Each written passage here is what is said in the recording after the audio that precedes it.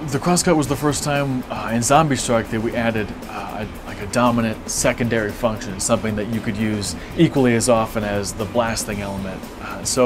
In this case, it was a saw blade that we added on, the intent that, hey, you know, maybe you run out of ammo, maybe the zombies are getting a little close to you and they're about to grab you and eat your brain. You don't want that. The most fun mechanism that we could imagine was revving a saw blade, actually having a saw blade just stuck on the side of this thing that you could actually rev up yourself, either by a pull string or by a pump. Just a way to get this blade moving that in close quarters you could fight zombies off with. There's a lot of back and forth on how does it need to sound and how long does it need to spin while you're playing with it.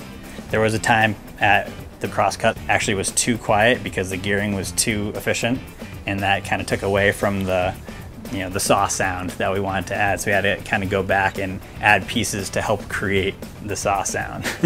And we switched to a secondary trigger to activate the saw instead of the pull.